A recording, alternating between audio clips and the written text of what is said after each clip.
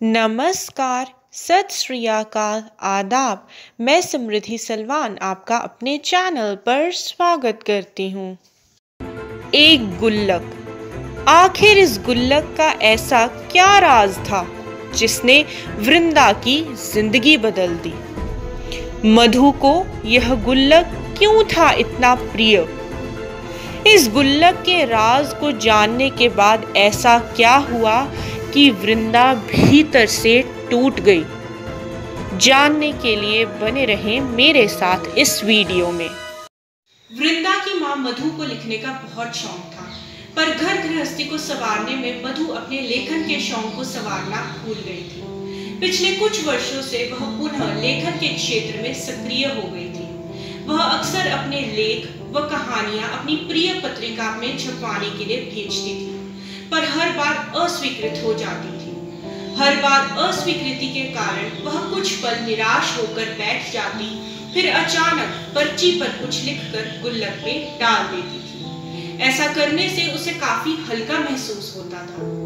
फिर एक नई आशा व स्फूर्ति के साथ वह अपने जीवन में व्यस्त हो जाती। ऐसा वह सालों से करती आ रही थी। मधु की इस आदत पर उसके पति हमेशा उस पर व्यंग करते हुए कहते, अरे मधु, लोग तो गुल्लक में रुपए पैसे इकट्ठे करते हैं, पर तुम पर्ची। लेकिन मधु के लिए वह गुल्लक बहुत खास थी। वृंदा हमेशा पूछती, माँ, आखिर आप इन पर्चियों में क्या लिखकर गुल्लक में डालती हैं? मैं इस गुल्लक को बचपन से देखती आ रही हूँ। मधु कहती, बेटा, यह गुल्लक मेरी सहेली है। इस गुल्लक में मेरा अस्तित्व, मेरा सम्मान व स्मृतियां सुरक्षित हैं। वृंदा कहती, माँ, मैं कुछ समझी नहीं। तब मधु कहती, बेटा, जब तुम बड़ी हो जाओगी तब सब समझ जाओगी। बस एक बात याद रखना, तुम मेरी इस गुल्लक से दूर रहना।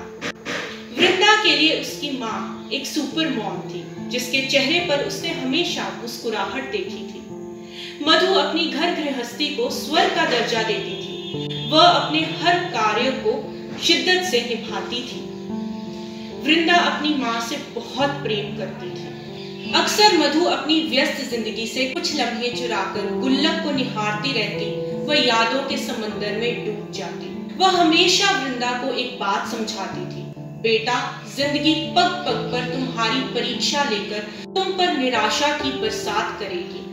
वह तुम्हारा हौसला तोड़ने की कोशिश करेगी, लेकिन यदि तुम हमेशा हिम्मत, सब्र व मुस्कुराहट का छाता लेकर चलोगी तो अवश्य ही उस बारिश से बच जाओगी और अंत में विजय प्राप्ति करोगी, अन्यथा जीवन जीना कठिन हो जाएगा। वृंदा, हौसला रखो। उसके पति ने उसके कंधे पर हाथ रख वृंदा के विचारों की तंद्रा तोड़ी। वृंदा जैसे अपनी माँ की यादों में खोई हुई थी। वह सारे पल जो उसने अपनी माँ के साथ गुजारे थे उसके नजरों के सामने आने लगे। मधु की सारी अंतिम क्रियाएं पूर्ण हो चुकी थी। दुखी हृदय व मन में माँ की यादें लिए वृंदा कुछ पल एकांत में बिताना चाहती थी। वह हिम्मत करके मधु के कमरे की ओर बढ़ी।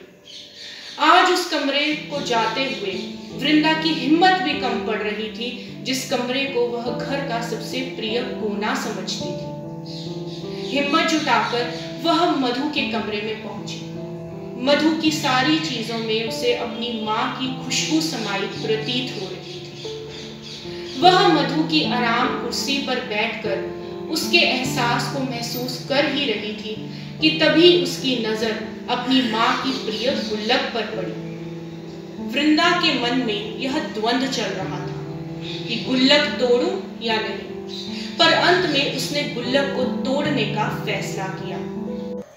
कांपते हाथों के साथ गुल्लक को तोड़कर उसमें से निकली एक एक पर्ची वृंदा ने पढ़नी आरंभ की। गुल्लक में छिपा अपनी माँ का अस्तित्व, उनका दर्द वृंदा की आंखों से आंसू बनकर बह रहा था। आज मधु के जीवन को वह परतों में खोल रही थी। वृंदा हैरान थी कि किस तरह उसकी माँ ने एक कुशल कलाकार की तरह अपने चेहरे पर मुस्कुराहट का मुखौटा पहन अपने दर्द को सबसे छिपाया था। लेकिन सच तो यह था कि उनके दर्द की एकमात्र साक्षी वह उनकी गुल्लक थी।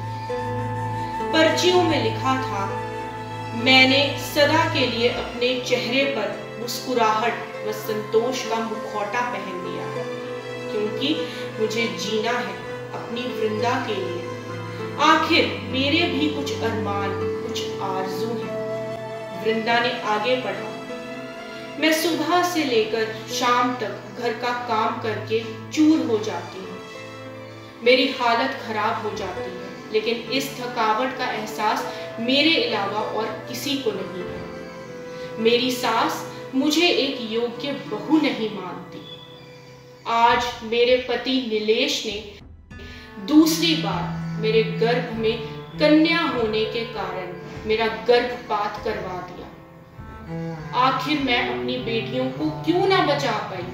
क्यों उनकी इतनी बुरी सोच है बेटियों के प्रति?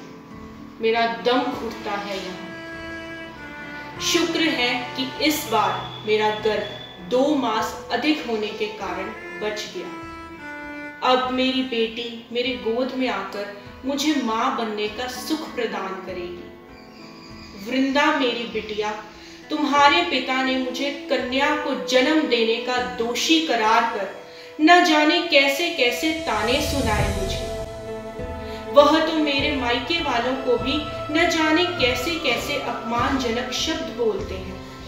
एक अरसा हो गया है उन्हें मुझसे 2 मीठे बोल बोले। आखिर मैं इतनी बेबस क्यों हूं? पर मैंने सोचा है कि मुझे वृंदा के आगे हमेशा मुस्कुराना है। मैं चाहती हूँ उसे हर सुख मिले। अपनी कहानियों में मैं जीवन का यथार्थ सत्य पेश करके ऐसा समझती हूँ जैसे मैंने अपना दर्द बांट लिया। बस अब मुझे इंतजार है कि मेरी कहानियों को मेरी प्रिय पत्रिका में जगह मिले। अपने आदर्श रूप वाले पिता का यह दोहरा व्यक्तित्व देखकर वृंदा भीतर से टूट गई थी। उसे विश्वास ही नहीं हो रहा था कि उसके पिता ऐसा भी कर सकते हैं। इतनी घृणा थी पापा को लड़कियों से। उसके लिए यह सत्य बर्दाश्त करना बहुत कठिन था।